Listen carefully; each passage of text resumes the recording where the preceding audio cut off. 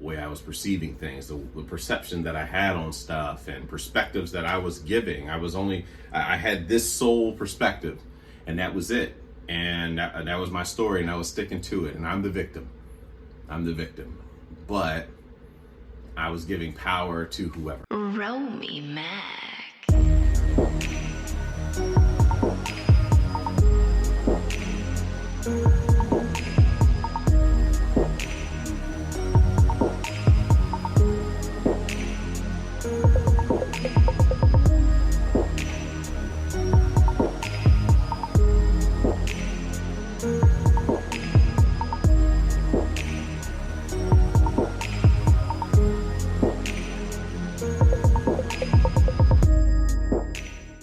How do you feel seen amongst your family?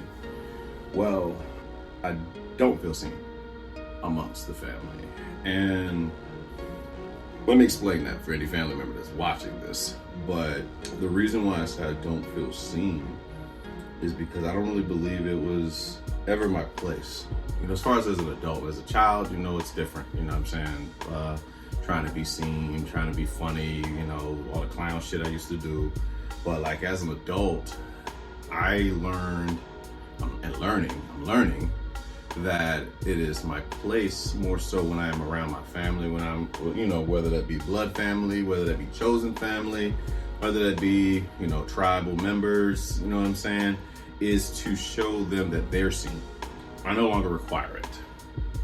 And I don't have to do it all the time. But in those moments where I can allow my tribal members to feel seen, I will do that until they no longer have to feel seen as well. It's like an accomplishment to get to mentally, where you no longer feel the need for certain types of validation. I'm grateful for it.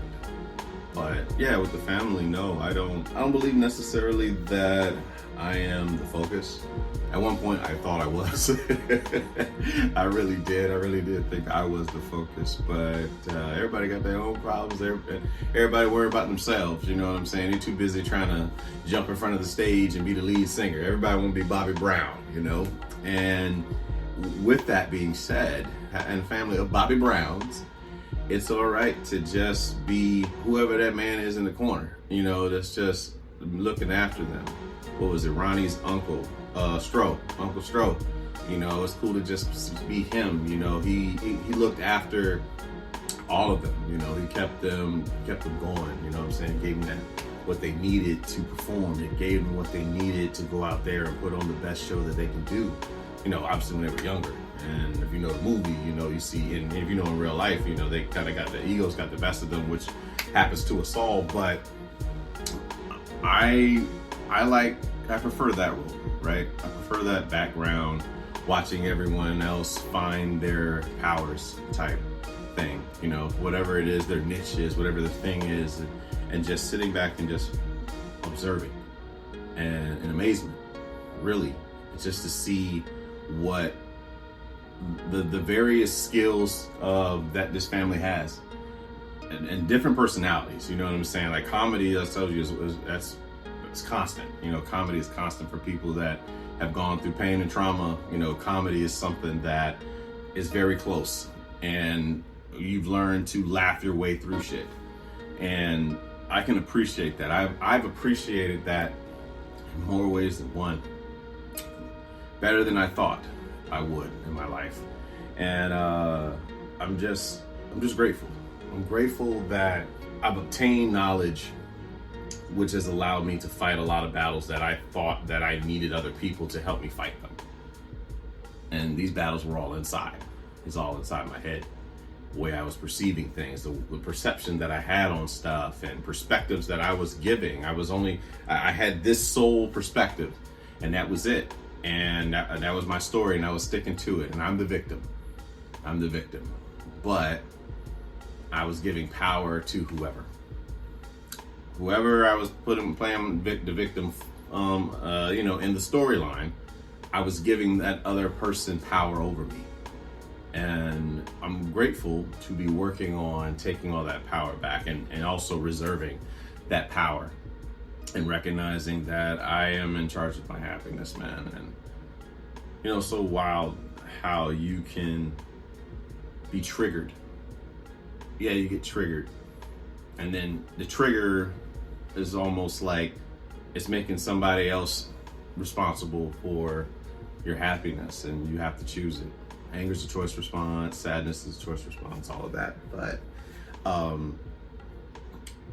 I no longer have to do that. I no longer have to wait for somebody to save me. I can get up on my own 2 feet. I can take the hits. I can get back up after taking the hits and just keep moving forward, man. It's tough. Yeah, it's challenging. Sure. Yeah, it's challenging, but it is necessary. It's necessary to stand in your shit. Not stay in it. Stand in it enough, and go through it, learn from it, and move forward. And realize that you're in control of yourself and nobody else. You have no control over what anybody else does, man. As much as we want to control our outside environment, which is the trauma response, we're not in control.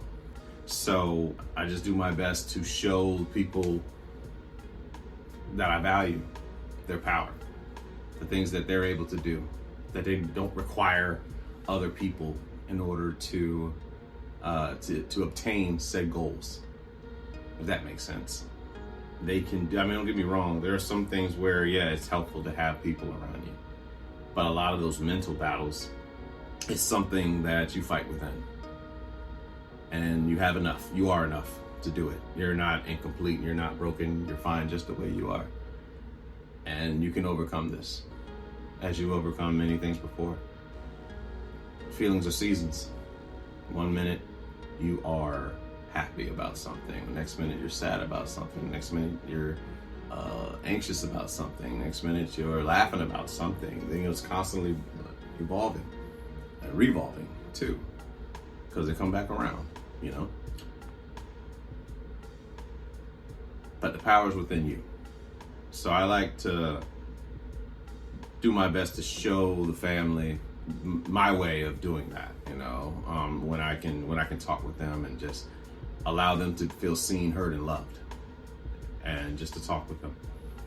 It's a joy to do that. It's a joy to learn and watch your younger cousins and see them, and then they share the things that they're interested in. Because if anybody's going to tell you what they like, it's a child, it's a younger kid, So to see the things that they find to be interesting, and the gifts and the creativity that they come up with, or the skill sets, the showing, different, basketball, how well they've worked on their game, how tall they've gotten, their form, all of that is a joy to see.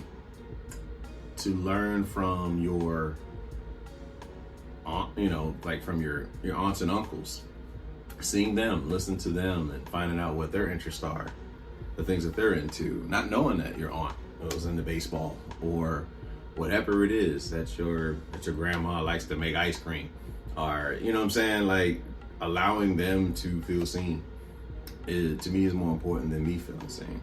I'm learning, and I've learned me being seen is not that, to me, is not that important anymore. From an external standpoint, internally, yes, I have to see myself. I have to love myself unconditionally. I have to see myself as I'm not the mask that I bear. I'm not the ego that I use from time to time to help me get through things. I am merely a soul behind it all. I'm a human being. That's it. And with that being said, it does not require me to feel seen by anybody else. It's not that important. I'm not that important for that. I have problems just like everybody else, and it's all small from space. Sometimes you just gotta detach yourself and look at things and be like, you know what? I'm making this more in my head than it is in reality, which is commonly what we do.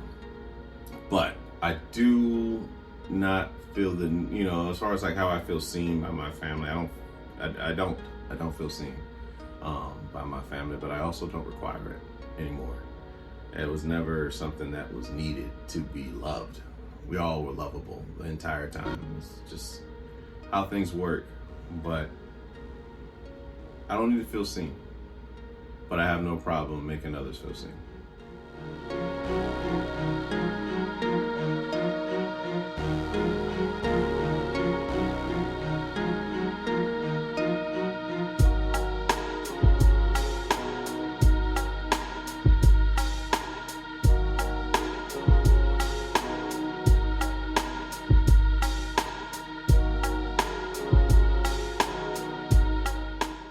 What are your thoughts on your evolution as a man? Well,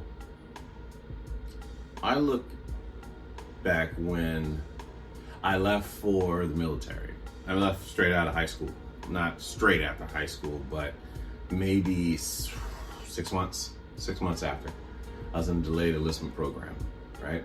And I left for the military, and I was a kid. I had no idea what I was doing. I had no idea how to survive. I had no idea how to make money. I didn't understand the way a paycheck, like a constant paycheck, other than the little checks that I was getting from my McDonald's and Hex days, in Chesapeake Square and Churchland McDonald's, right? And back home in the 757. But like, I was so I was green. I was very green about things. All I wanted to do was do whatever it is that they taught us to do for the job and basic training in tech school, and then go back to my room and play video games until it was time to go get something to eat. That's really all my mindset was settled. I didn't know about saving money. I didn't know about financial literacy. I didn't know about trying to pay off a car or trying to get cheaper insurance with the best rates and all that stuff. I was just figuring things out, and I had a little help. I had a little help with growing up a little bit from my daughter. I found out that I was a father, and when I found out about it, it scared the hell out of me, as I've shared before.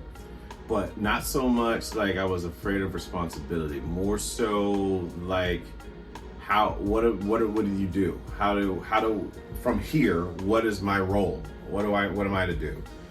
Do I just give money? Is it about, making trips and stuff like that whenever the military can, provide that opportunity for me? So I did the best I could. A lot of the raising, I would say, was done more so by the mother of my child, God rest her soul. And of course, my family, they spent more time, especially in those crucial beginning years with my daughter, than I did. I saw her as much as I could, being in the military. But I was just learning what it meant to be. It meant to be responsible. That from that point on, like before I knew about my kid, I was trying to get the hell out of the military.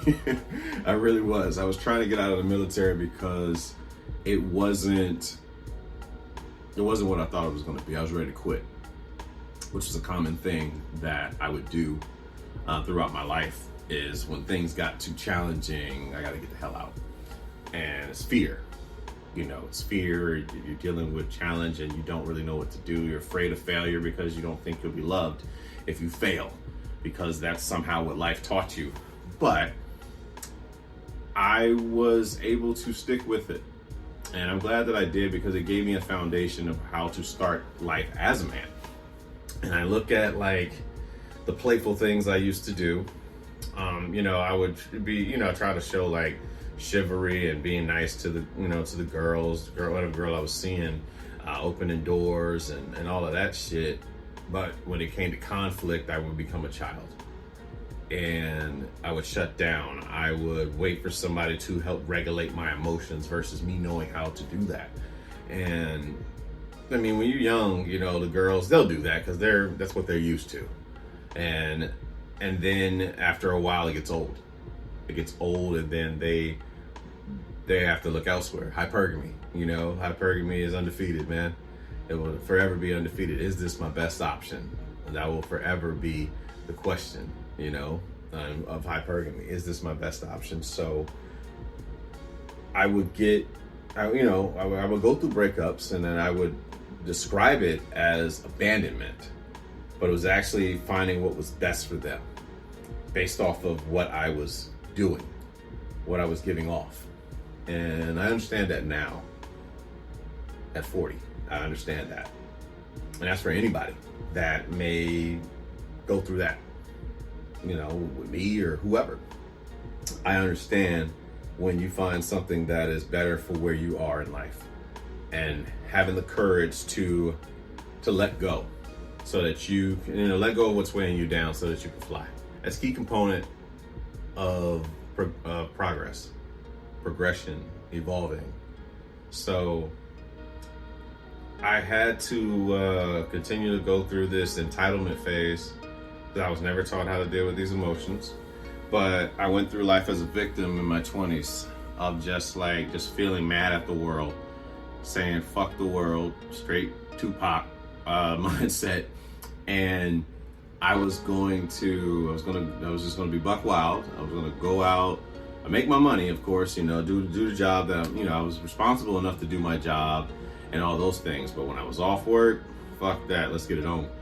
And that's where I was with that. I was like, yo, I am going to have my fun, but I wasn't going to build anything. I was afraid to get close to anyone for fear of abandonment. And you learn that as a man. And it took a while, man. Like even my friend group, I look at my, like the relationship I have with my best friend. Initially, I was very much afraid, for anyone to get close to me, even as a friend. And I had some moments where I've, kind of reacted emotionally and not in the best sound way, but it's all I knew.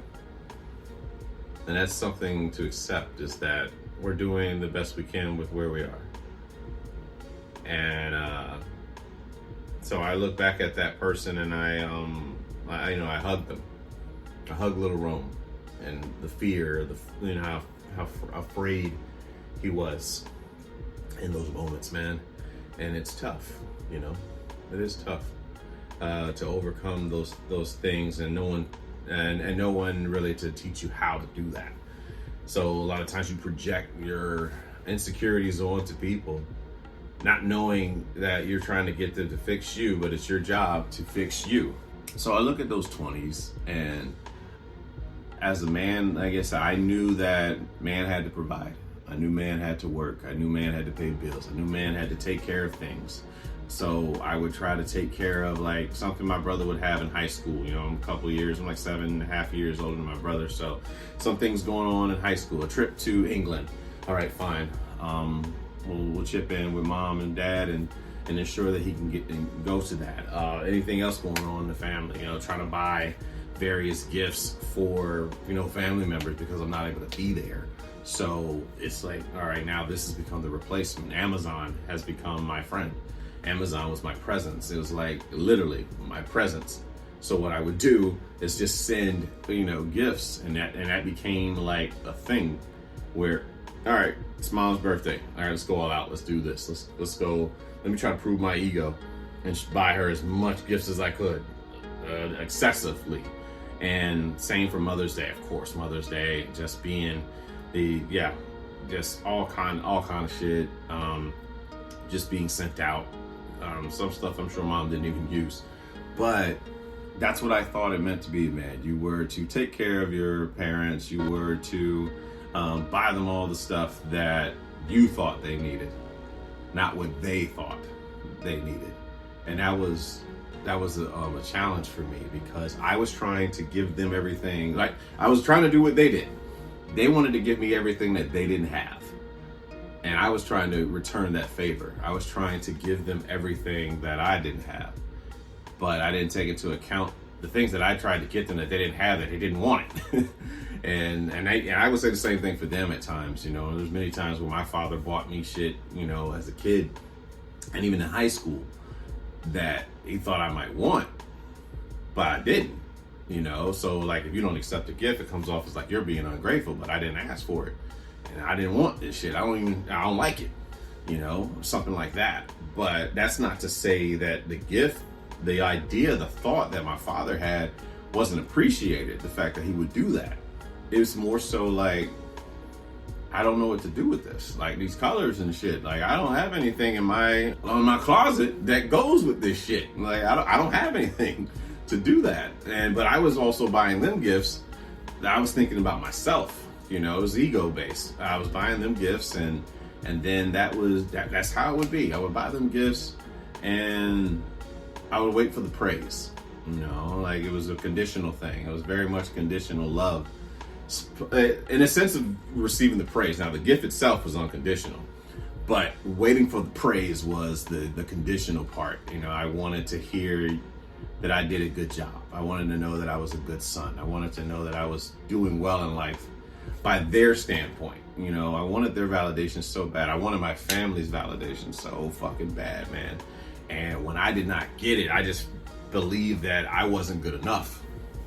So it turned me into an egotistical maniac, and I'm just going to become something, instead of just being, I'm going to become this thing, and I'm going to become this superhero. I'm going to try to be there for everybody until I get the validation that I so rightly deserve. I'm going to go out here and I'm going to put everything on my plate. And I'm going to exhaust myself in the process. And like many of us have done, thinking about doing, but that's what I did. And I thought that's what a man was, I thought that's what it meant to be a man.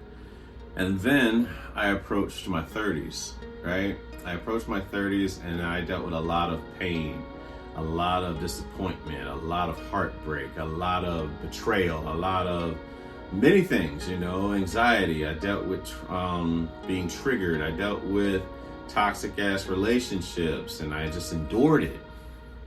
And after a while, it's like, this nice guy shit this shit ain't the way. I keep getting stepped on. So I had to learn what it meant to be good at being a man. Not so much be a man, but what it meant to be good at being a man. And being good at being a man has boundaries. And ensuring that you enforce said boundaries on people.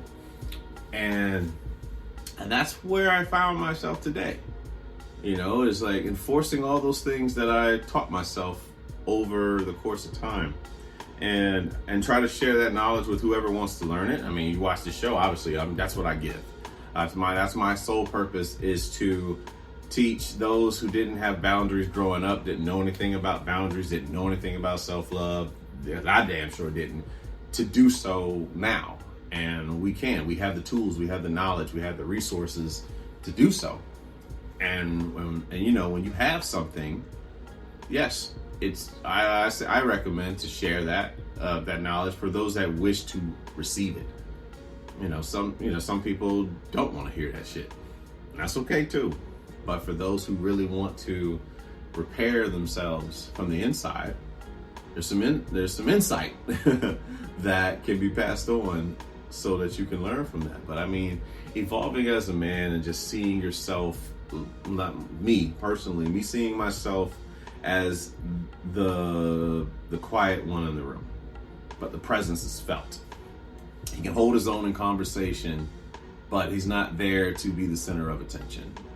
More so just to be in the room, make others feel seen, heard, and loved, while also making himself feel seen, heard, and loved.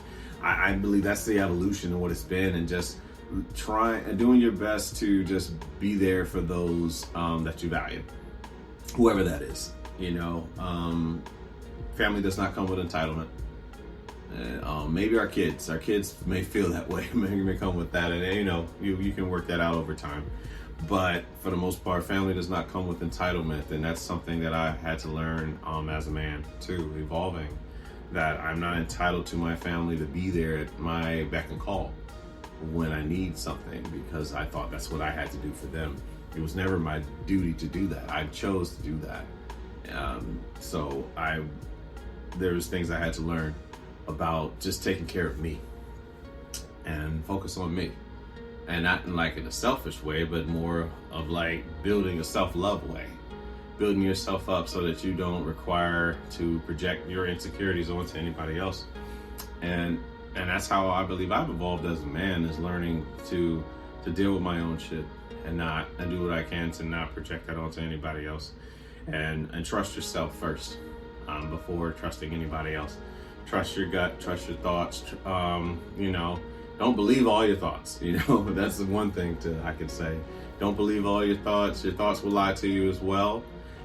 But observe them. Don't absorb them. Just see them in passing, and take what's beneficial for you. Don't use the word against you, as Don Miguel Ruiz says in Four Agreements.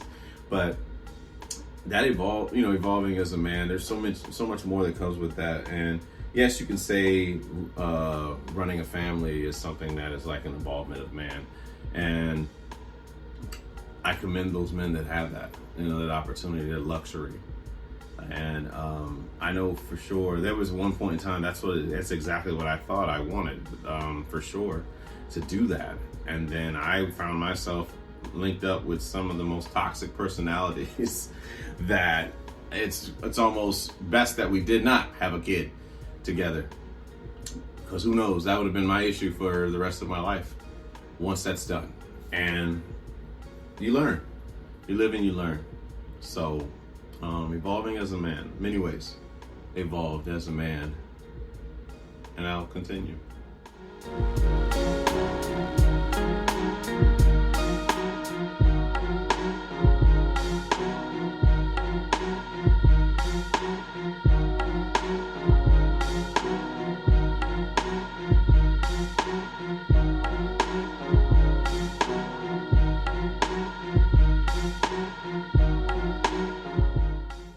Best me date you've had so far? The best me date I had was when I went to Jamaica for my boy Joe wedding, right?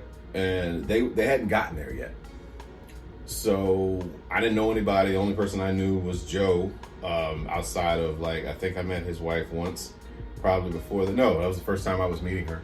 But I got to I had breakfast by myself in the cafeteria. It's like an all-you-can-eat type thing. And I got to walk, outside, like along the shoreline. And then they had like a pier where you can just sit and read. And I remember reading The Free Agent Lifestyle by Coach Greg Adams. I mean, that was the book I was reading when I went there. Really good read, by the way. But I spent most of my time just taking in peace.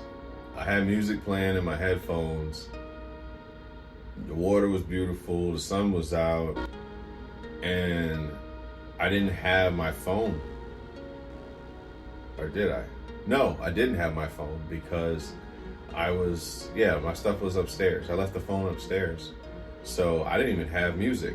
I take that back. I didn't have music. But I was able to just sit out on the pier and just read and take in peace. I think there was a lady and her husband. She was, tanning topless. That was interesting. But, make a scene out of it or point it out. It's just, well, some titties over there. But it was a calm time. It's just a location. The phone was upstairs. I was living in the present moment. I went, that's when I was kicking ass in the swim up bar trivia too.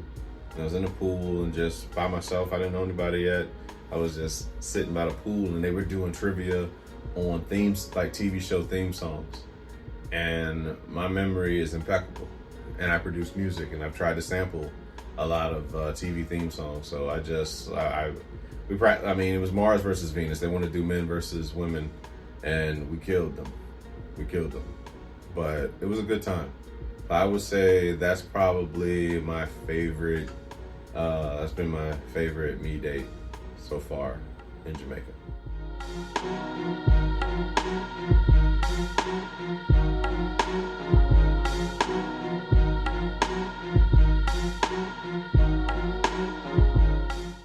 What do you feel you've used your love for in this life?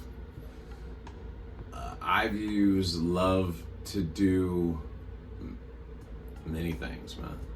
Right? I've used love to do hurtful things. I've used a person's love and I've intentionally, unintentionally caused pain. They say you hurt the ones you love most, in a sense. Plenty of us have done it. Plenty of us are doing it. And it's figuring out how you treat others is how you treat yourself. So it's like recognizing, man, you don't really love yourself as much as you believe you do. And using said love, you know what I'm saying, like to harm others is like removing your love purposely, knowing it would cause pain, if you will. Don't get me wrong, there's some places where yes, you remove access to you when it's not being appreciated, when it's not being valued, of course, but we're just talking about like someone that's a genuinely nice person and you're just feeling yourself, you're in your ego, and you decide that you're going to use that against that person. It's almost like you got a little brother, they're afraid of like horror movies and you're home, you guys are home alone and you just put on the loudest horror movie you can find. And just like, that person loves you, that kid loves you, but you still want to do that. I mean, typical family shit, right? Love has been used to heal. That's probably my favorite, man. I love that love heals. All of us, and man, we're all fucked up. We all do fucked up shit in some way, shape, or form. But to use that love to heal, the power of the word, and how you approach people, the action behind love, all that. A hug can be so healing, right? A hug can be so healing.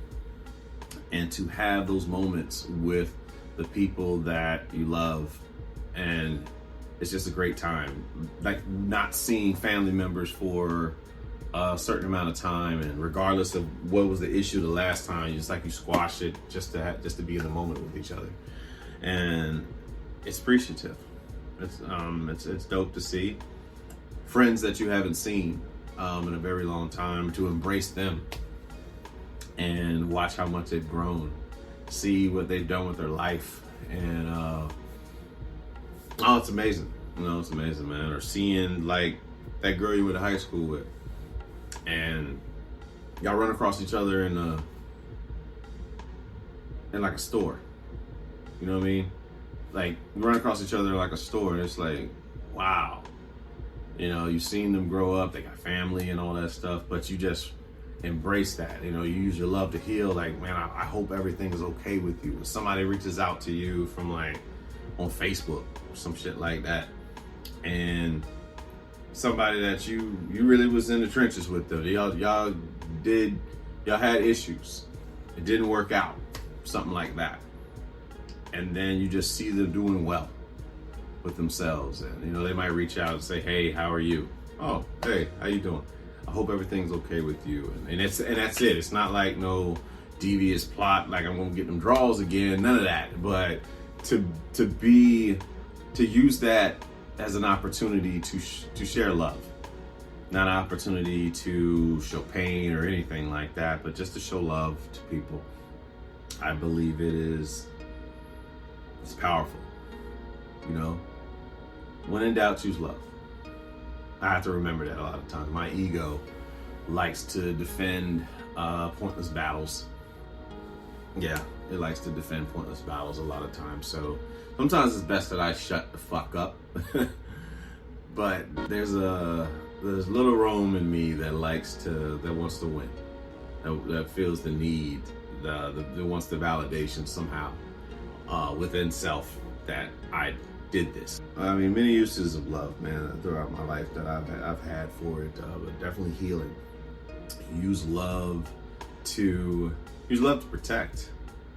Another thing, man, like understanding what it means, like especially for me in the last few years and learning what it means to be, operating masculine, that using love for protection and protecting the feminine, right? And being very protective of the feminine. And it can be challenging when the feminine sometimes wants to act like the fucking masculine, but you understand your duty, your job, regardless if this woman, this girl is operating in, like her masculine around you, be it your family, be it cousin, be it a girl or friend, coworker, and all that stuff. It's still your duty as the masculine to protect the feminine to the best of your ability. And it's just a code of conduct that you kind of keep in your mind. And recognizing how powerful calm energy can be, and the level of protection, the level of safety that it gives to those around you, where you don't have to be so loud. You can just be in a space and people just feel protected just because you're there. They feel safe enough to show their true personalities that they probably wouldn't show to the world. But around you, they feel safe enough to show their personalities to you. And that's something to be grateful for, that you can bring that out of people. My best friend, T-Dot, she shared that with me. I remember hearing it a few times. She said to me that you're one man that I feel safe around. Initially, when she told me, I didn't understand what that meant. But from listening to accounts from various women since then, as far as like how they felt like they had to be around guys and always, on and shit like that, they feel like to know that safe energy is kind of like they can somewhat take the armor off, or at least a little bit of it, not all of it, but a little bit of the armor, enough to show that they're safe. And I believe that is vital. I believe that's vital in establishing connection. So love used for connection. There it is. Love can definitely help you connect to people. Love can help you, protect. Love heals, but love can also harm. Love doesn't harm, but the mentality of using it, like the way you use the love to harm. And I believe we've all done that in some way, shape, or form throughout our life. And love has just got so many uses. I like to believe that I use it to the best of my ability to be most effective, and not try to make it, I do my best to live every day without making shit about me. My ego and little Rome, though, they still like to make appearances from time to time. So it's like trying to keep that in check and managing your emotions and not allowing these insecurities that you have on the inside to get out. You can have them, you can have the thoughts, but just don't act on them. So it's a process, right? It's a process. But I've used love for, let's say, many things, but most of all, man, just the healing. And that's what I aim to do. I aim to heal, as much as I can, when it comes to using love. You know, I aim for healing. That's my idea. It's I set out for, you know, I set out to heal on most things. So yeah, that's really what that is. So anyway, we have reached the conclusion of this episode. Thank you for checking out another show, listening to another pod. If you're listening to it, or you know what I mean, like if you're listening to it versus watching it on Facebook and YouTube. But be sure to like, comment, subscribe. Be sure to share with your friends. Start the conversation. Ponder on what was said. See how it applies to your life. And yeah, use your love to heal. What else? That's it. I'm Romy Mac. This is Ask Rome, and I'm out. Good night, kids.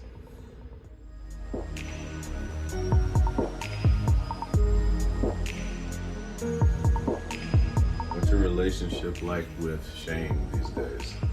All right, well, my relationship with shame is still prevalent from time to time. I do my best not to promote it, not to put it out there, but yeah, there's shame about things, but shame only holds up, as Brene Brown said, behind, it only holds up behind you, not in front of you.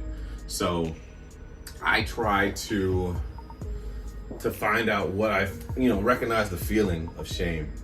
What am I feeling shame about today?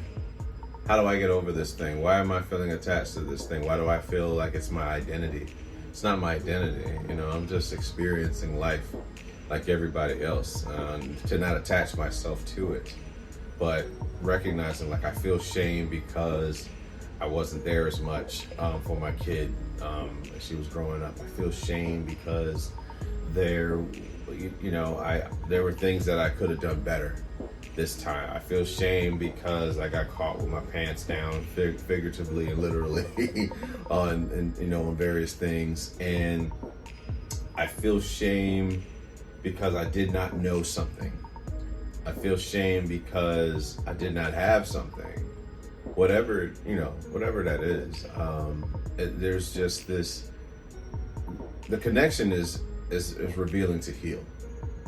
I think that's really what's important, is recognizing, revealing to heal is very key. So trying to just point out the accountability mirror. Like, what the hell do you have to feel ashamed about?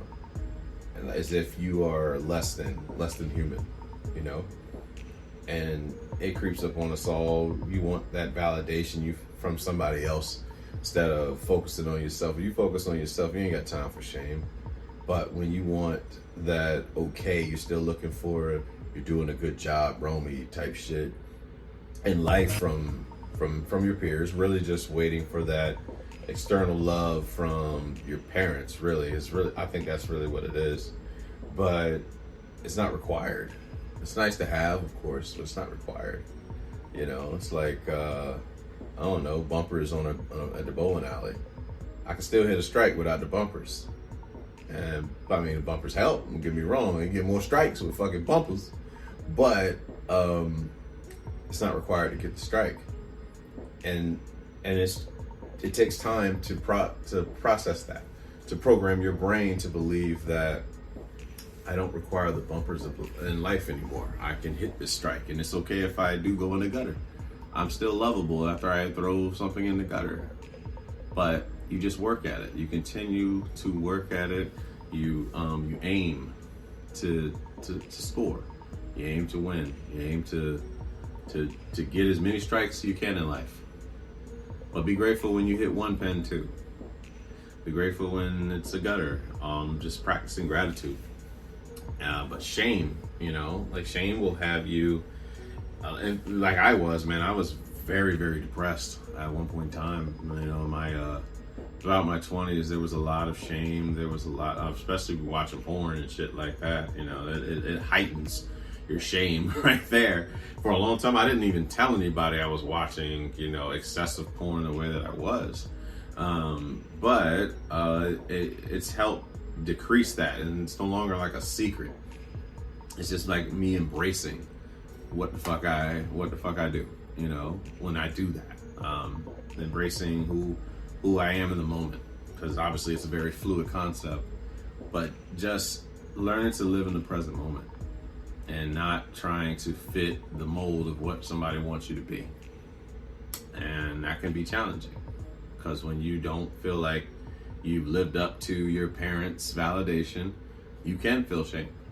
And we sometimes look through people, our friends, people we come around, through the lenses like they're our parents, and we need their validation. And you don't require that. We're just all, grown-ups after a while. Once you get older, you become a grown-up and you live life the way you want to. You want to, not the way somebody else wants you to. So sometimes we people please. We try to do what people want us to do, and we don't have to.